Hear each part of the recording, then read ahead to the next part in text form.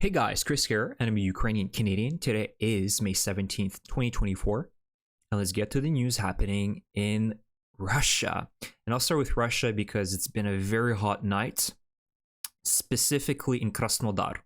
So there's two very important cities, Novorossiysk and Tuapse, so port cities in Krasnodar area that were hit by Ukrainian drones last night. But no, these weren't just a few, less than a dozen Ukrainian drones. This was an attack of over 100 drones. So truly an unprecedented moment. This is the very first time we have witnessed such a massive attack from Ukraine's side. And it was so large that in one of the videos that was being filmed by a Russian civilian, you could hear the constant buzzing of drones flying one after another. After he filmed the first one flying through, there was a second one, the third one, and the fourth one. Really true unprecedented.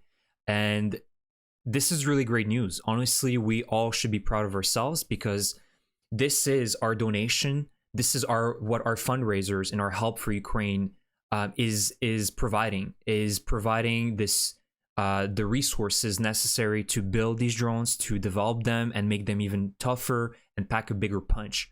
So we all should be very proud of ourselves that the Ukrainians have managed, thanks to your support, to develop and create a very robust drone program. And now they're able to really hit the Russians with everything they have. And this is really, really telling because you could see the Russian people that were filming these videos in true shock and in panic mode. They could not comprehend that for months the Russian government and the military was saying that everything is under control. This will never happen again. We have shut down all the drones. We have the air defense systems present. We're prepared. And here we are with 100 drones that they were not able to shut down. And really, I think the reason why is because the Russians are overcommitted in Ukraine. They must defend their sky in the occupied territories in Ukraine, and they simply do not have the resources.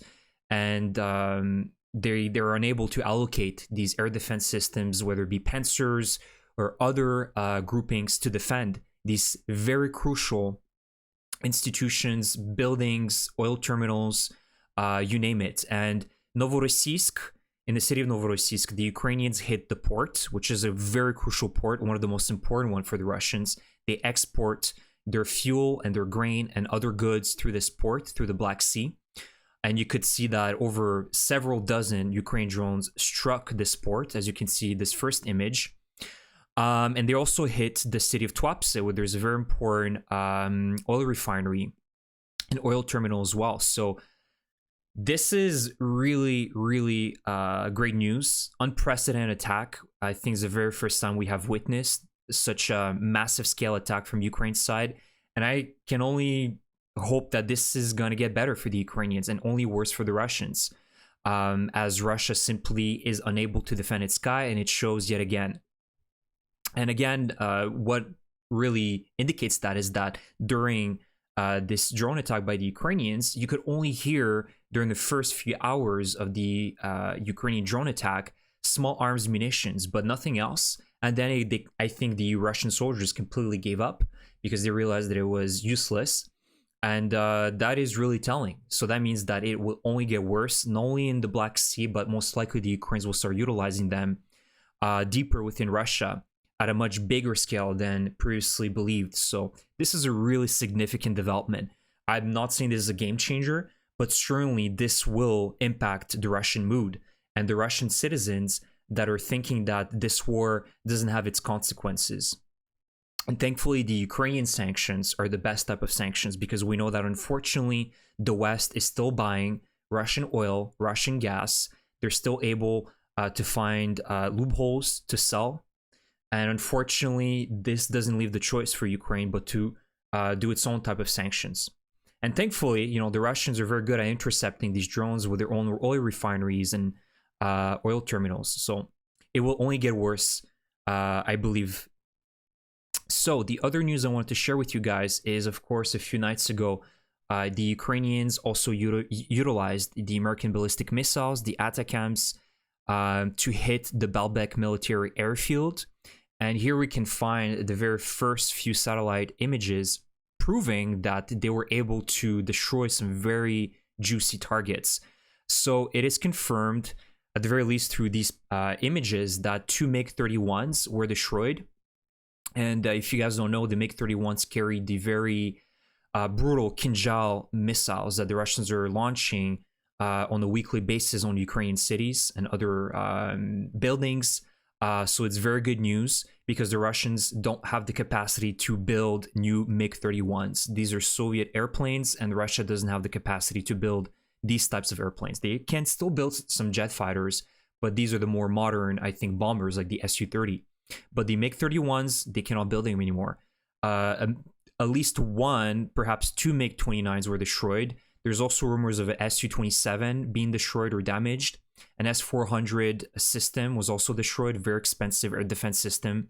A fuel depot that was nearby, an ammunition depot, and I believe it's this in this area, further away from the runway, and also a damaged runway, and allegedly over a dozen Russian soldiers were killed. So this is a very clear signal again when I'm mentioning that Russia doesn't have the air defense systems present on its own soil. Well, that is the reason. Here is the reason why, because all of its S-400 systems, S-300 systems, S-350 systems, etc., are located mostly in Crimea or in occupied territories in Donbass, meaning that, you know, they've really built a fortress in Crimea. And the Ukrainians, now that they have the weapons and the means to destroy all of it, they're just clearing a path, right? Like the Russians absolutely have no answer to these ATACMS. Can they be destroyed or intercepted? Technically, yes, and I wouldn't be surprised if Russia was able to destroy maybe one of them, but they are not able to destroy all of them. And you can see that Ukraine used most likely about a dozen of these ATACMS a few nights ago. And Russia simply, even if they claim that the performance of their S-400s are, you know, incredible and they can destroy everything in their path that's flying towards them, clearly that's not the case. And the reality is that Russia can't really develop any really effective air defense system against these very effective American ballistic missiles. And so imagine, you know, if Ukraine had received these ATACMS, and I know it's a what-if question, if Ukraine had received them 2 years ago, when these airfields were full of jet fighters. Now Russia is learning, right? Russia is keeping a few jet fighters, not all of them in Baalbek or Jankoy, let's say, or somewhere else in Rostov. Well, unfortunately, the other thing I wanted to mention is that Ukraine still hasn't received the green light to hit Russian soil with American weapons or other Western weapons. Now, there is still kind of a gray zone from Britain, because we've heard David Cameron kind of not really explicitly mention it, but saying that Ukraine technically has the right to use English or British weapons on Russian soil, but it remains to be seen if Ukraine will do that, or if that is a really true statement by the UK. But the most important, of course, we know how effective these ATACMS missiles are. And I really can only hope that in the future, Ukraine will receive the green light, because things like the Russian incursion in Kharkiv, to a certain extent, could have been avoided if Ukraine could have utilized these M39 variants, the cluster munitions, to just destroy and obliterate Russian convoys as they were about to enter Ukraine. But unfortunately, the Biden administration thinks it's too escalatory. So I can only wish and be optimistic for the future that Ukraine will be permitted to use ATACMS and other long-range missiles on Russian soil, because we see how effective they are. So that is really great news. Before I finish the video, I wanted to go over the map. And of course, you guys know that right now, last few days, since last week almost, the Russians have launched their small incursion in Kharkiv. I'm saying small because they haven't been successful at really grabbing lots of territory. And Zelensky today came out by saying that the Ukrainians have stabilized the situation. Yes, the Russians are gaining a little bit of ground in the outskirts of the villages that they have taken by the borders. But overall, the fighting is still ongoing in Vovchansk. The Russians have not been able to take the city, and the battles are very difficult for the Russians. And the Ukrainians are moving more and more reserves to defend the city of Vovchansk. It's a city of about 15,000 people, so the same size of Krasnodar, back a little bit more down in Donbass. So it's not going to be an easy task for the Russians, and based on the amount of troops that they have committed here, I think it's about 5 to 7 battalions, if I remember correctly.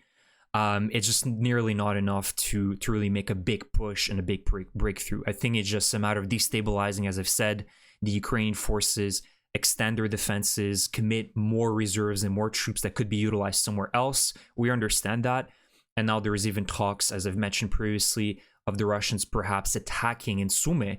And interestingly enough, there was a video that came out today of a few Russian tanks that were destroyed. Now, I don't remember exactly where in Sumy, but right by the border. So they were about to cross the border from Russia to Sumy, and the Ukrainian border guards found that out, and they struck him with FPV drones. So certainly the Russians are also eyeing another front more north of Kharkiv and Sumy. So the Ukrainians, I think, have to do absolutely everything possible to avoid another similar type of incursion. But if it happens, it happens. We understand that this is a very long and big border between Russia and Ukraine, and it's just nearly impossible to have a Ukrainian soldier present on the entire border. It's just too porous and too large to defend entirely. And so such gains of about 5 to 10 kilometers within Ukrainian territory from the Russian border can be expected. But so far, what is good news is that the Ukrainians have managed to stabilize the situation, especially around the Kharkiv city area and Vovchansk. And I'm very confident that they will not allow the Russians to push any further than that. Things can change, but I think that the Ukrainians have the weapons and the tools necessary now to defend themselves efficiently. And Zelensky mentioned today as well, according to the president of Ukraine, that they don't have a lack of ammunition and shells. And finally, in the last 2 years, the Ukrainian brigades, none of them are complaining that they don't have enough ammunition and shells. So this is really excellent news. So now it's just a matter of stabilizing the situation. This summer will be long, but it will take that long for the Ukrainians to bring back normalcy at the front line. Additionally, nothing has changed. I've heard some rumors that the Ukrainians are seizing the initiative around the Serebryansky forest that is close to Crimea. You can see this very dense forest where there's been gruesome battles between the Russians and Ukrainians. But the Ukrainians have seized the initiative here because there's forest fires, unfortunately. It's a massive, ecocide by the Russians. The fact that they're occupying this and they've turned this into a war zone. It looks like the Battle of Verdun. Over here, just no man's land. But the Ukrainians have seized the initiative, and apparently they're pushing the Russians a little bit out of these forests. So we'll see how that develops. These are just rumors for now. Additionally, Chasiv Yar, it's still under control. Ukrainian soldiers are reporting that they are not allowing the Russians to enter Chasiv Yar, which is good news. We know that Putin gave the command to take the city by May 9th. That hasn't happened, and will certainly not happen in nearby future, as the Ukrainians have received the ammunition and the weaponry necessary to really establish and mount a very effective defense. Additionally, in Avdiivka, as you can see, no changes. The Russians continue trying to push here, but what is really good news is that we've seen some great videos from the 47th Brigade, which came back to defend this area, and they are utilizing more and more of the M2A2 Bradleys, which are just Russian killers. It's a effective IFV, and we've seen that it can even take on the most modern of Russian tanks, the T-90. So it's good to see that the Ukrainians are utilizing more of these Bradleys, and we know how effective the Bradleys are. They have very good protection, and they also have a very great Bushmaster cannon that can penetrate pretty much any Russian tank, or at least disable them, including the T-90 Proriv, which is the most modern one that the Russians are currently building, which is basically, a more modernized T-72 with very heavy upgrades. Because the Russians certainly cannot build any new tanks from the ground up. Look at their T-14 Armata. It's been scrapped a few months ago. And that's pretty much it. So thankfully, the entire front line is being stabilized by the Ukrainians. We're not really seeing any massive Russian pushes. It still will be difficult next few weeks because it takes a lot of time to allocate the ammunition, the shells, the weapons, the armored vehicles that Ukraine is receiving from the United States. But overall, I think that the outlook is very positive. And you guys know that I think the main strategy for this year is to stabilize the front line. And for 2025, I truly believe that Ukraine needs to double down and attack towards Tokmak and the Azov Sea, as they have tried last year. This was a very brilliant strategy by Zaluzhny, it's just that they didn't have the weapons to really have a massive breakthrough. So I think in 2025, once Ukraine finally receives the F-16s, We'll have the ATACMS, more of them, and we'll have more of these long-range drones that will hurt the Russians even more. There will be a chance to really cut off this land bridge that the Russians have built in the last 2 years, and this will be catastrophic for Putin. I think less for the military, but more for the image and the image of Putin as a strong leader. So I think that Ukraine absolutely needs to double down in this sector next year and perhaps try to mount an offensive, because I don't see the Ukrainians, mounting an offensive in Donbass. There's just too many Russian forces here, and it's a porous border, right? Nothing stops the Russians from constantly moving new troops, new reserves, ammunition, whereas the Azov Sea is a major natural obstacle, which the Russians simply cannot replace. So I think that will be the strategy for next year, or even in 2026. So that is the update for you guys. You can see as well, Novorossiysk. This is the city that we're talking about, my first slide. So this is the area that the Ukrainians attacked last night, and also Tuapse, a little bit further down. They missed the Putin mansion that is, I think, between Tuapse and Sochi, but that is not a very important target. So I can only hope that the Ukrainians will increase the intensity, and I think that based on the fact that we have seen now, witnessed over 100 Ukrainian drones being used to attack Russian oil facilities, refineries, and ports, I can only hope that, and I can only expect that in the future, we'll have more and more of these events that will be very brutal for the Russians. Last but not least, just a last little comment, Putin is still visiting his new lord, his new boss, Xi Jinping, in China. You know why he's doing that, because Russia is completely dependent on China to continue its war effort in Ukraine. Without China, Russia would not have been able to continue this war. There's no denying that. And I think that for China, of course, you guys understand their strategy. For them, it is very beneficial to have a weak and submissive Russia that can sell them cheap resources such as oil, lumber, minerals to China at a heavy discount. But they need Russia still, right? So they don't want Russia to fully collapse, because they know that's going to bring a multitude of problems. And Russia and China are currently aligned in terms of destabilizing democracies. So that's why Xi Jinping don't ever believe any of their peace proposals, that they want to provide peace and stability around the world. We've seen their peace plans. They're very much so pro-Russian. So unfortunately, I still believe that China will continue supporting Russia, albeit not at great lengths, by providing tanks and shells and millions of shells and ammunition to Russia, but they will certainly continue helping to allow Russia to survive and continue on existing. So that is a little update for you guys. And of course, Putin mentioned that they never had any ambition to take Kharkiv. As a matter of fact, their latest offensive is not about taking Kharkiv. So go figure, right? It's just Russian projection.